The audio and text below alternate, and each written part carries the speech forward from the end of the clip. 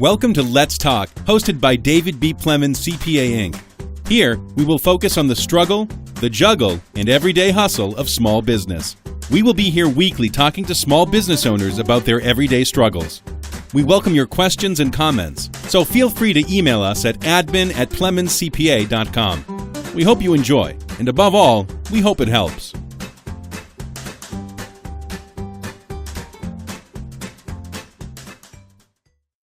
Welcome to Let's Talk. Today we have Chris Hall, founding partner of Pontum Financials, and joining us, Josh Vasquez of Vasquez Visuals. Welcome, gentlemen. Happy to be here. Hello. Good. All right, Chris, so tell me about yourself.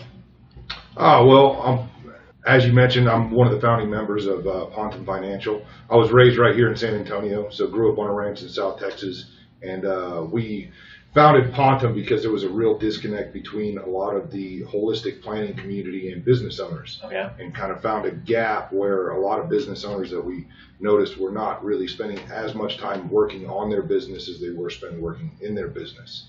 And we kind of identified that niche and started to move forward in connecting all those financial dots that a business owner deals with on a regular basis. But lived here in San Antonio for quite some time, and I'm excited to be here. Started working with David Plemons about 3 years ago and have been working in that capacity for quite some time now as well. So I've really enjoyed working with everybody on the team and working with their business owners as well as mine. Okay, so going back to the niche that you were talking about before, would you say that basically you guys are trying to play a supporting role to businesses or people that don't have as much experience of what you guys are offering then, correct? Absolutely. One of the biggest disconnects that I mentioned was the business owners and the ability to spend time working on your business as opposed to just in your business. And figuring out what that support team really looks like is one of the most important components that we do. So David is really spearhead or using the CPA somewhat like in that capacity to be able to be the front man for those relationships, because that tends to be the most trusted advisor in somebody's personal life and business life. And ultimately they will sign off on everything at the end of the year whenever they do taxes. So everybody kind of has this behind the scenes fear of the IRS, so it kind of governs and dictates all the decisions that you make about your business. And it's constantly changing. So it's important to have that main person and then all those support components in place as well. Okay, so going back with the support you just mentioned, what exactly is a supporting cast, and what would they be able to bring forth to a business owner trying to start off, or if they're in an advanced stage in their business, what could they offer? Sure. One of the biggest things that we've noticed is that as your business progresses, you get this tunnel vision because your business starts to take off, and it may take off very quickly or very slowly over time, either way, but you've been saddled with doing all of these different services for your business, including taxes, insurance, the legal aspects of it. And we're kind of at a point in time with technology where you have access to all this data, and the normal person can go online and type in their symptoms and find out what kind of medical issue they may have, and they think that it bypasses going to a doctor. However, having those different people in place become more and more important, but it's less and less likely that a business owner will actually see the need for them because their business really does start to take off. So I use the example of a football team most of the time because it's just a very applicable situation where you have an offensive line, a defensive line, you have the quarterback, the coach, the team owner. So when I ask most business owners what their role usually is on the team, they usually respond with they visualize themselves as a quarterback. So that's where it starts. Yeah. When people are actually going online to try and find some information for themselves, do you think that would inhibit or have some sort of a negative impact compared to, like you were saying, having people whose sole purpose is to support the business rather than trying to do it for themselves? It can be very dangerous. I can tell you 90% of the issues that I deal with are probably fixing something that someone read at some place in time. And the reason it is that way is not necessarily because the internet has a lot of misinformation, but it's just more because there are certain omissions, because the whole point of a website is to get you to read it. So they're going to put the most pertinent, most attractive details in those articles. So when someone comes to me, most of the time they say, I'd really like to try this, I think this applies to me. And then it's my job to coordinate with all those different components and find out if it actually does. But it's really our job to keep the business owner from feeling the need to have to read that, or at least giving them something that they're just kind of confirming. It benefits the business owner because it puts them back in the business of doing what they like to do and what they've built a business doing already, as opposed to spending time during their peak working hours researching, what are possible tax strategies for business transitions or family businesses. So those items are something that we really enjoy doing as a team and become the most important whenever a business owner really starts to have to work in their business.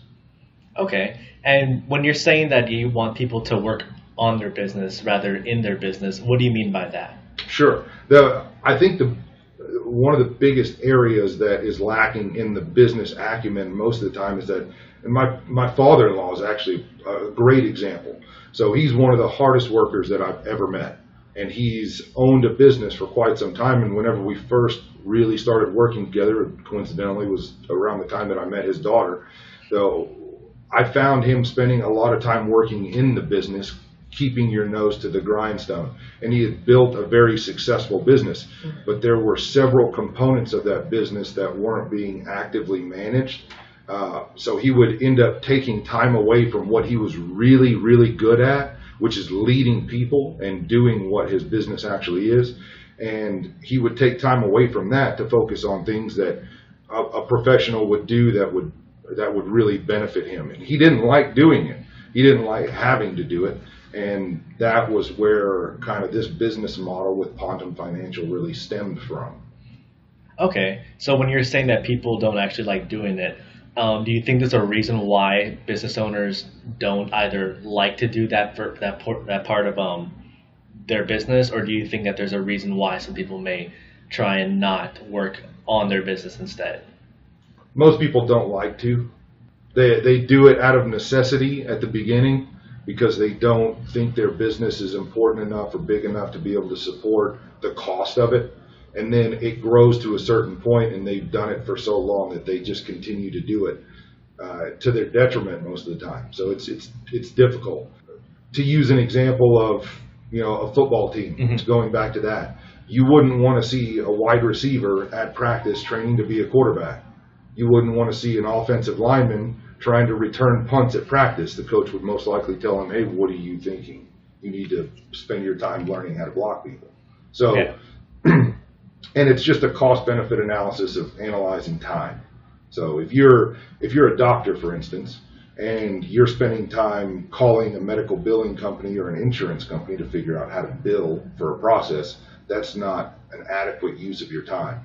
And that's a great example that is kind of out on the far end of an example, but it goes back to a business owner completing their own taxes or researching what type of insurance is best for them, or getting a legal document off of an internet website as opposed to having a proper attorney drafted. So based on how far a business is in its life, whether it's starting off maybe the last few months ago or maybe they're already in their first few years, how can you determine who they need in their cast, as well as if they even need a cast at that point in time? Sure. Well, I think one of the biggest and most simple ways to identify whether you need to have a proper professional look at it is to ask yourself if you're in the business of doing whatever it is that you're curious about. If you have a question about a legal document and you think that you should go online to research what kind of legal entity you should set up, you're probably not going to want to do that. So you probably would be better served by just asking the person. And there's a common misconception that all of these professionals are very expensive for taking care of instances like I just mentioned.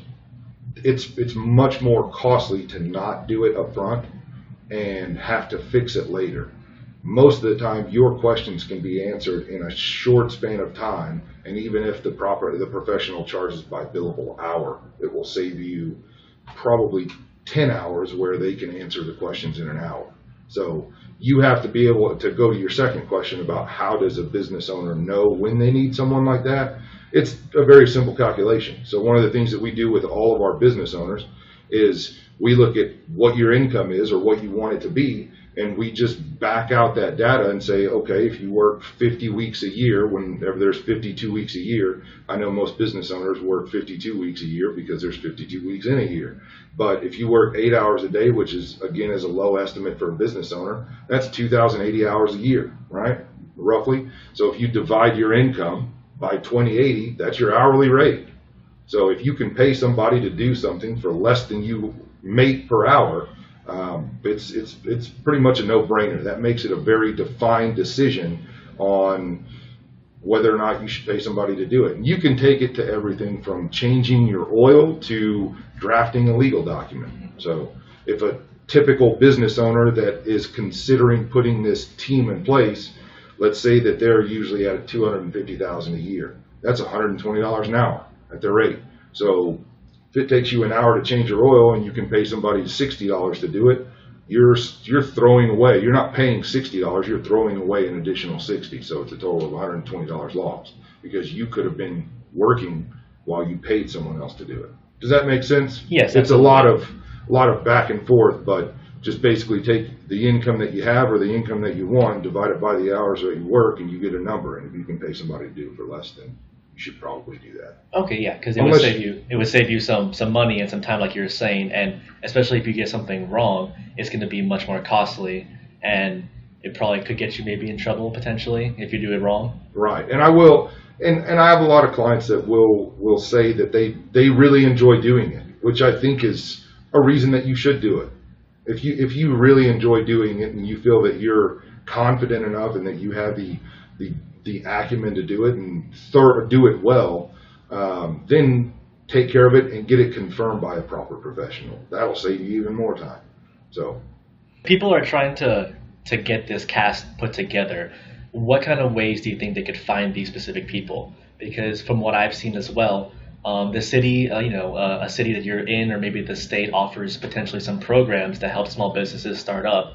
So even if you don't have that much money, you're able to get maybe a less costly kind of form of help. So who do you think, or where do you think people can find these people that are able to help them in the business? Find someone you can trust. So usually your main point of contact, similar to your medical situation, most people have a primary care physician. And if they go in for something that needs some blood tests, their primary care physician is going to refer them to someone.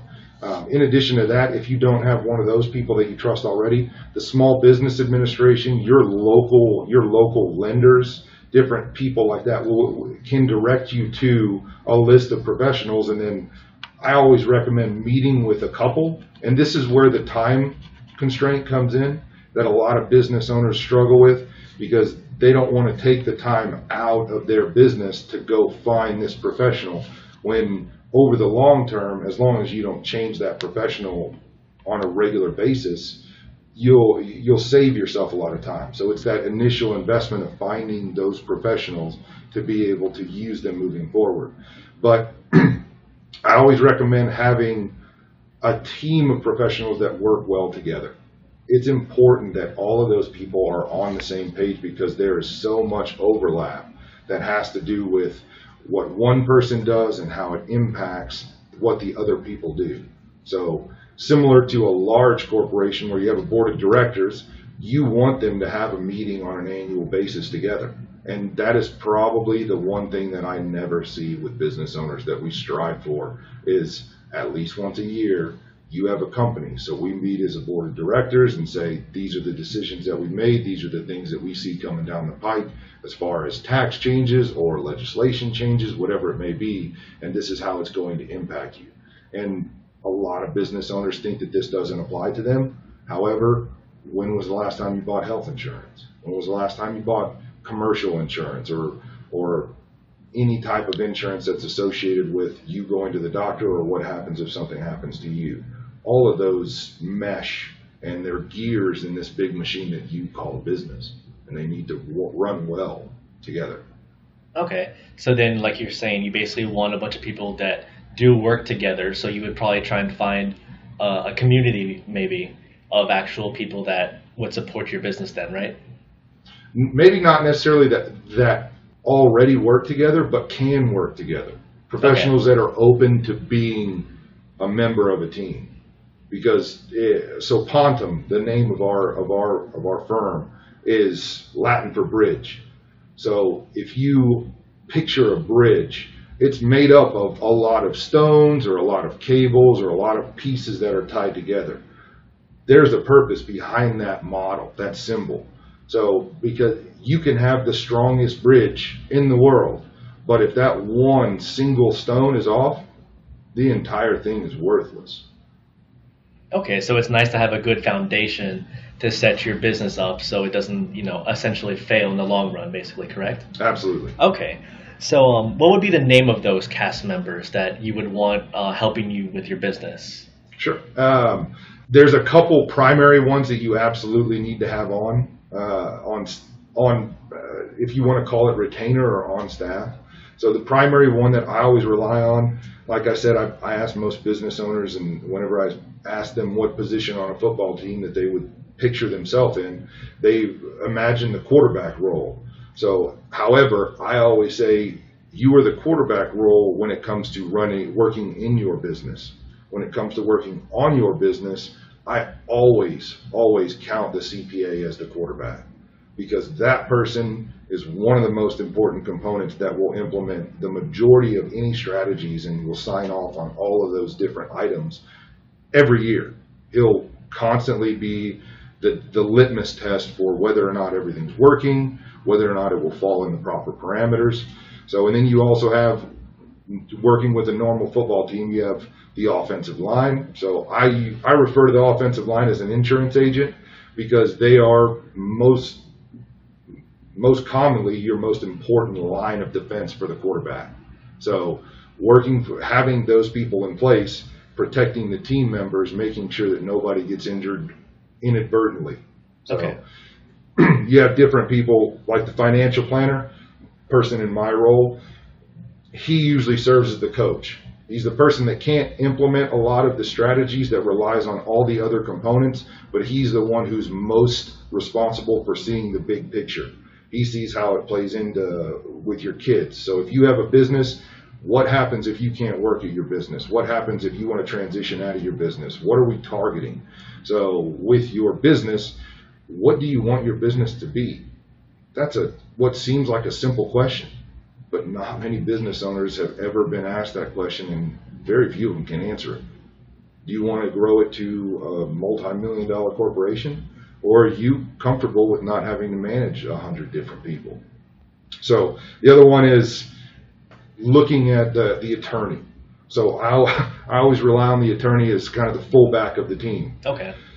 He doesn't get utilized very often, but when he does, it's really important. So most of the time, the fullback comes in whenever it's the goal line, and we got to get the points. So he's usually there to protect the tailback, but he's important, and whenever you need him, you make sure you got a good one. So they're like a last-ditch effort kind of thing, where they need to succeed in whatever their goal is then, correct? Correct. Whenever they come into play, whenever it really counts. So you try to avoid using them at all costs. So, but at the same time, they're a necessary professional to have, and they are very important up front, and important to make sure that you follow up with on a regular basis, for the same reasons that you have that financial planner to see that big picture. What do you plan on this business being? What do you want it to do? So, and then you have the tailback that I mentioned that the fullback kind of protects. So you have your bank, your lender, those people making sure that those components are in place. Access to capital is a big one with business owners. So making sure that their financial means are in place. So, and as the financial planner, we handle most of the investment side, but those investment components are more long term. The bank or the lender, those people most of the time are going to be an important role. So going with the tailback then, they're a very interesting kind of player on the team, because they're able to go out and run the ball. They're able to be a receiver at points, and they can also be an additional blocker if necessary, if the quarterback is throwing a pass. So would it be important for the bank or the lender to be as flexible as a tailback would have to be? Absolutely. So, and bankers and lenders, they serve, and there's kind of two categories of professionals grouped into one there. But it's because they are such a diverse provider of services. So your banker might provide the mortgage, might provide for your home, the lending for the business, the liquid cash available.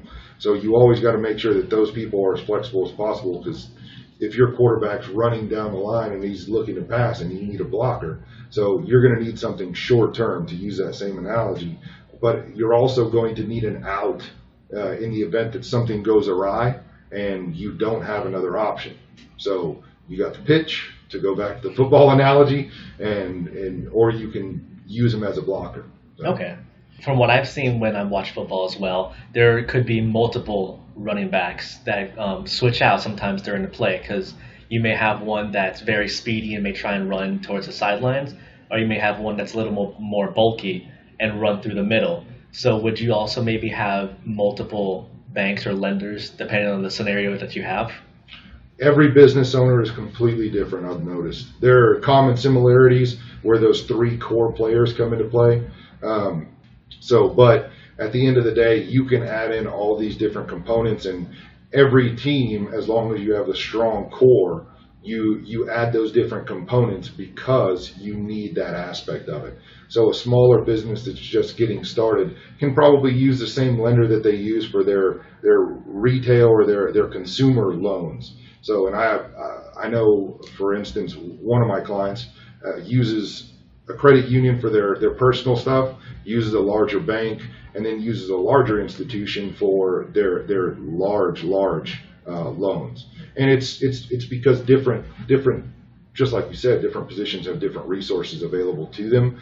So the fullback, or that larger back, kind of comes into play where you want that person in a bind whenever you're really in a bind. So that more flexible person might be the lender that you have on the personal side that also has business lines of credit, something to that effect. But it is absolutely important that you have as many of those as are warranted. And one of the ways that you limit cost in the overall situation is to figure out which of those people are best to be able to utilize at the time. Okay. And when you were going through the different positions on the football team, I don't believe that I heard where the business owner plays in all of this. So you had the CPA as the quarterback, you had the head coach, I believe, as the financial planner. Where would you, as a business owner, play in this kind of scheme? You caught that, huh? Yeah. So it's interesting. Most people don't realize that they are the owner of the team. They're the ones that they rely on so many different things to go well, and having one thing go poorly could be devastating financially. So if you can't get beer shipped to the stadium, it's things that you would never consider you're at risk for as a business owner.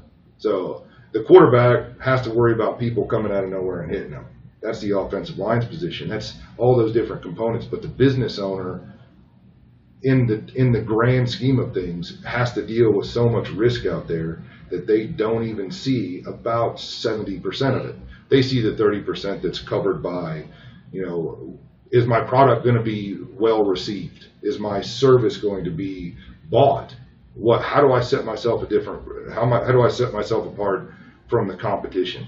And at the end of the day, the business owner needs to wear two hats. So they are the quarterback when it comes to working in their business, but they're the team owner when it comes to working on their business. So they are kind of stuck in the skybox, and they need to be able to rely on the coach that they put in, the quarterback that they pay. So, and they pay all these people a lot of money most of the time, and they need to make sure that they're working toward that same end zone. But unfortunately, they usually have to be stuck in that skybox because they probably shouldn't be down there playing.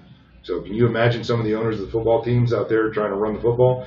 With the exception of Jerry Jones, I don't think you'd have many owners try to do it, but it would be pretty devastating. And it's a tough position for the business owner since they want to be in the skybox and they want to be also on the field at the same time. It's kind of tough for them to let go of that responsibility then, wouldn't it be? Especially if you're very controlling and this is essentially your baby and you want to grow this business to whatever you dream of. So would you say that it's a tough kind of thing for people to let go of this responsibility and find people that they trust to be able to help them? Well, and that's the beauty of it, is I don't ever recommend someone letting go of it. It needs to be monitored constantly. I always say money and your business are like your kids, because you mentioned they're like your babies. So you can hire a babysitter, but at the end of the day, it's your responsibility. So your family is relying on it to put food on the table. So to trust somebody blindly and just let them go about running the business, you can do it, but you can see different examples where it's ended up very poorly. So it's important to confirm, trust but check. You know, they have all these different sayings, especially in the CPA world, where trust but verify. Those different sayings come into play. So reviewing it on at least an annual, if not a semi-annual or quarterly basis, to make sure that those proper professionals are still working together and working together well and communicating is the way to go.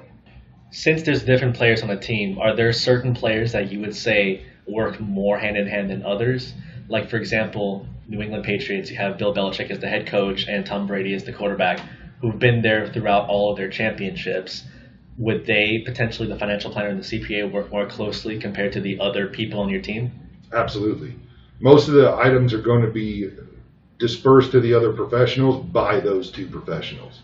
So the financial planner, in order to be able to keep the CPA doing what they do best, which is staying up to date on everything going on with the tax code, which is constantly changing and different opportunities with business owners, in order for them to be able to be proactive, that financial planner really needs to have his head on a swivel. So he needs to be able to juggle different components like the insurance and be able to see different industry specific items that are coming up and be able to relay them, because CPAs are sometimes get caught up in the numbers aspect of it, which is what they're supposed to do. And having that financial planner and CPA on the same page is imperative. Okay. And if yours have never met, it can be dangerous. Okay, so then you say it's important for, like you were saying before, have even all these people work together and have maybe like a meeting every once a year or something, just so they all are on the same page, knowing what you want for your business and what you expect of each of them. Absolutely. Just setting the expectations of what we expect that service to be providing. What do we want that insurance to do? If we need to kind of stress test the situation and say, okay, we have a down year where sales are down 50%, how is that going to impact the food that we put on our table? So how are we going to have to fire people? How are we going to sell the business whenever we want to get out of it? Are we going to keep it in the family? That's something the financial planner and the CPA are going to work on first, and we will take that information to the attorney, to the proper professionals, and say, how does this look? What do we need to be aware of? What are we going to need to be aware of in 25 years whenever we want to transition out of this business? Nice. So it becomes very important.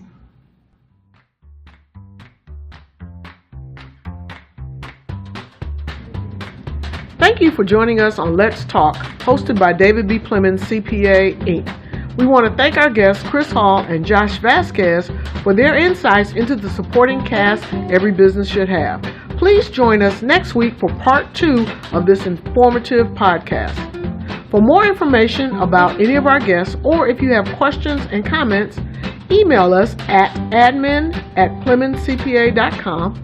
And don't forget to check out our website, PlemonsCPA.com, for upcoming events and workshops. Have a good day.